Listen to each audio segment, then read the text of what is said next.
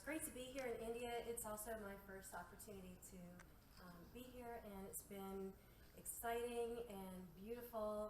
We had the great opportunity for a week before our AIB conference to tour a bit of the countryside. So it's been nice to see the city. I am originally from New York in the United States, so it's nice to have that city energy and see that in its own way in Bangalore. So today, I think what's really nice about our conversations is that they're flowing from a macro view to the entrepreneurship, and now my particular focus was to bring to you 4 different business professionals that I've had experience with, and to talk about their stories. I asked them the same set of questions, and they provided some insights about why they're interested in globalizing either their business or their consulting. And so I'll be doing a little bit of reading and talking about each of these individuals, and then maybe toward the end, once we all have questions and answers, if you've got any questions, I can give you a little bit more information about what they've provided to me or their organizations. So moving forward here. Okay, this is Christy Anderson. You can read her specialties at the top. What I can tell you a little bit about as far as Christy and her business experiences, that she's a serial entrepreneur. And you all have probably heard this term before, but she's had several companies in the past. At the current time, she has 3 different types of organizations that she is the entrepreneur for. Small business, she's not interested in growing large organizations. And Bite Success is the one business that she's currently talking to me about. So what she's working on is not just the call center piece, but it's healthcare industry and it's pharmaceutical. It also connects into social media and connecting digitally with their patients and the clients. So it's an interesting mix of how she is inserting her business expertise into helping other clients. So what she offered is, when I asked her the question, based on her experience, what does she consider the primary benefit and the complications of working with international employees and organizations and vendors? She gave me a few tips. And just to give you a little bit more about her too, because I don't have it on that slide, she has 99 employees with Bite Success alone, and 12 of her clients are based in the United States, 4 are based in India. As far as her employees go, she has, the majority of her employees are United States based. Her programming staff is in India. She also has staff for client services in the Philippines and 75 in Belize. And none of those locations out of the United States has she visited with yet. It's all been virtual collaboration with all of these different partners. Let's see, so when she talked a little bit with me, she was mentioning that she was really interested, it wasn't about cost cutting, but finding a best in class. So finding the best partners that specialized in the areas that she needed. Particularly talking, which I think might be interesting for all of you, with her programming staff in Bangalore. They've been working for years together, so it's not a short-term contract. It's been a long-term partnership that they've developed together. Very high-level, specific database work. And what she said was not really the tech divide, but like you've been probably hearing over the last couple of days, the cross-cultural nuances that they've, over the years, really gotten to know each other. Christy, well, she looks quite demure in this picture. She is, a U.S. tiger. So she tells it like it is. She's a very direct individual. And the staff that she was working with came from a different culture. And so she would ask for things and they would say, okay, I'll try. And so she thought, okay, well that just means in a couple hours or maybe tomorrow. But the staff really wasn't saying that. It was a nice way of saying, I don't think that we're ready to do that right now, or I can't put that on my plate. So they ended up having a much more direct dialogue over time, and that really helped with problem solving and creating that better partnership. Because maybe even from an employee's perspective, we want to say yes, and we want to please, and we want to deliver. For her, she would ask things that people needed to tell her, that's not an expectation, or you need to help me prioritize. So these were the things that they grew into, and they've created some really fantastic work over the years, and and kept some clients and grew those. So really it's about performance for her as far as who's on her team. What she considers the most important factor when working with international clients that require this type of global consideration. She said that you just have to be very clear about expectations up front, giving good instructions, bridging the culture, and creating this dialogue. So it's not just employee to employer, but also your clients as well, making sure that you're not overpromising and you are creating good relationships, because we know that a bad experience is going to last far longer than just a small positive impression. So these are things that in industry could really make or break you. The last question that she answered for me was the advice that she would give to aspiring business professionals that are interested in working in the global marketplace. She talked about it's helpful to find that mentor, maybe find an expat, someone with experience in that country, in that field, and be able to work through some of those nuances in the different language that might be used. So she really said it's about building that trust. So those were some of the things that she brought to the conversation. Our next person is Stephanie Milner. And so out of the 4 folks that were interviewed, we have 2 females and 2 males, and so I hope this also gives a good perspective. Stephanie works for a mid-sized company, so much larger than Byte Success. She works for Teleperformance. Has anybody heard of Teleperformance? Okay, 1 or 2, okay. So you can see her specialties on this slide here. I do want to give a little bit more overview of her experience. She's the Vice President of Business Development for Teleperformance, and she's been doing this for over 10 years. She has spent her career in sales, client services, and operations. And it's client services, however, it's outsourcing services, including social media management, voice, chat, email, IVR, back-end support, BPO, call center, customer relationship management, and also she is a self-regulatory, organized, certified auditor for the industry. So she works with PACE. And her specialties are working with clients and finding those solutions. So she's traveled extensively with her clients, which is the opposite of Christy's experience with her business partners. So in asking her the question, based on her experience, what did she see the pros and the cons of working in that type of global environment?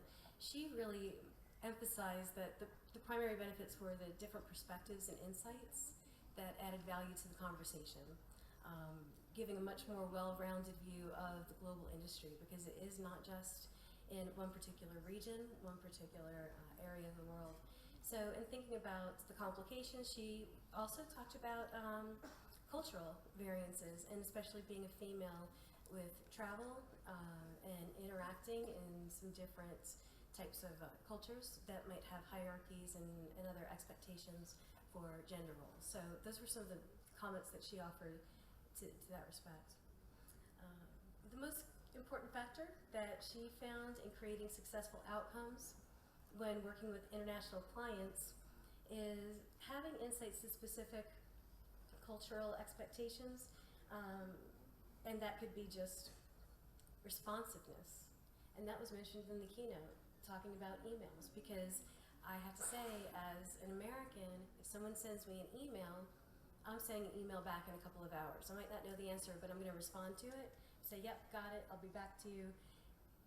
And that's just my expectation. If I don't receive an email from someone in a day, I assume it's lost. Or maybe they're ignoring me.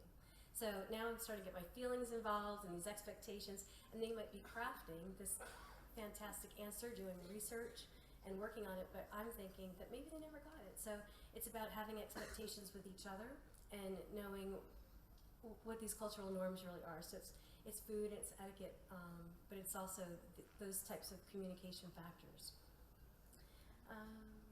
Focusing on her trends, the trends that she's seeing in her area, she says as the global marketplace opens, there's a high propensities for business to look around the world, not necessarily look regionally. You're looking for partners that specialize in doing their particular focus area the best. and partnering and collaborating and creating that network. So that was really where Teleperformance is leading with their vendors and suppliers.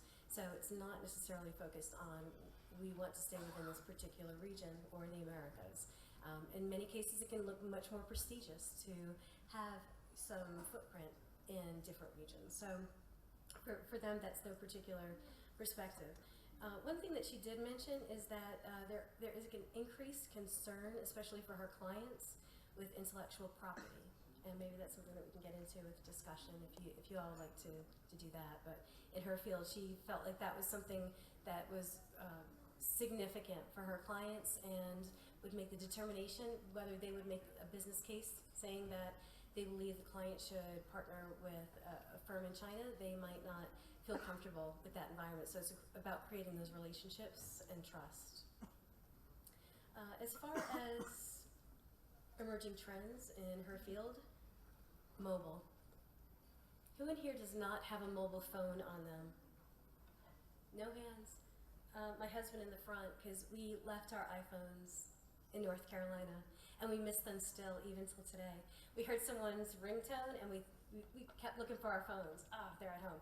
So mobile is just really taking things in, whether it's a mobile app to find out which hotel we want to go to, but also how I do my banking, how I'd like to communicate with my clients. So mobile is definitely something that they've worked on and is a huge link in her business practices.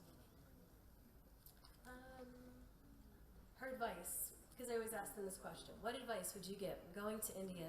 And students are going to wonder, okay, what would these business folks give me as advice for a graduate or for someone that's looking into going to business themselves? And she said that she would encourage you to find a mentor that has specific experience with international business, or better yet, an individual within that geographic location, because it's not just about country, it's about that local area and knowing those nuances.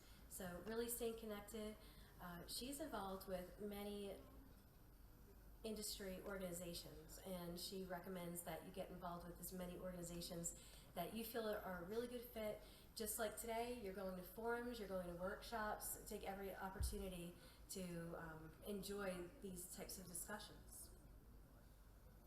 Okay, Shane Watkins, he comes from Wells Fargo. Have you heard of Wells Fargo?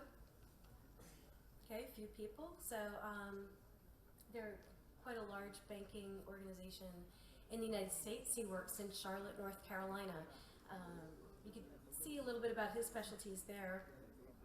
And so a little bit about Shane, he is an information technology professional. He has 16 years of global marketplace experience, including managing projects and employees outside the United States. So he began with First Union, which I don't expect you to know was a small bank at the time, in the late 90s. And then he was assigned to assist with some different CIB support. So basically, he was focusing on security issues, and he received some assignments for London and Hong Kong accounts. And his team continues to assist the high-profile and high-pressure line of business in those segments. In 2011, a decision was made to move customer care opportunities around the world. So the goal was to provide 24/7 support for clients. And now he has 26 full-time employees, 2 college interns, 21 project-funded contractors, and 15 full-time employees here in Bangalore. And soon there will be a group that will be expanding to Manila, Philippines, and some of his Bangalore group will be going with him to mentor and work with that new operation. So that's ever expanding, and that's the experience that he comes from. So I'm going to go right to his last mention. I think is important about what he would recommend. So he talks about that in adding that in his 4 years of managing the team members in India, it's been a very rewarding experience. Very bright, very hardworking and dedicated team. And he said one difference is that the staff in India likes to be personal, where in comparison, US tends to get down to business as soon as that phone call or that Skype conversation starts. So he's learned the benefits of developing a more personal relationship over time. So he said that was a plus that he's really grown from as a professional. But they do work in cybersecurity, and you would think that can be very difficult to navigate when you're working abroad. And so those are the dynamics that his particular team works with. And then the last person is Dr. Cameron, and he is a very interesting, well-rounded person. I focused on him because he's consulting. He's also teaching in China. He's U.S. born. However, he works with a number of different organizations. So, and just going a little bit through his CV, he's currently communicating with international lawyers from 40 different countries. He is working on writing the new European Travel Directive, and his team of countries include all of the EU, Israel, Argentina, Mexico, Canada, and Brazil. He also is working on a UNESCO project in France, and working on a new project in the Philippines with different legal matters. He also is involved with space law, as in outer space law. So he gets a lot of global experience working with people. And one of the big things that he mentioned was, as a consultant, he was very surprised and honestly a little disappointed, even when working on UN projects, that there's very little interest in full-time work. And it is very short-term, contractual-based work. And he said these are huge undertakings, major projects of people working and collaborating from all around the world. And how do you do these things without a long-term commitment from the organization to these employees? So that was one of the things that he was talking about. And then the other is that wherever he goes, he's expected to be able to talk about current events in his area. People want to know what he thinks about the current president, about current TV shows. And so those are some of the things you want to keep up, not only with the other cultures, but people are going to be very interested in yours too. So being well-rounded there. So I'll just conclude with really the main takeaways when we look at all of these four individuals together. What they all bring to this is that they'd like you to keep in touch with academic resources, read professional guides, make sure that you are networking with each other. You're going to find that as business professionals, you might feel a pull toward human resources, you might feel a pull toward finance. Wherever you're finding those strengths and your interests, continue to develop those networks and make sure that you're thinking long-term in those respects, because you never know what opportunities will come and all those different perspectives that you're gaining. So, keeping well-rounded is very important. So thank you for listening.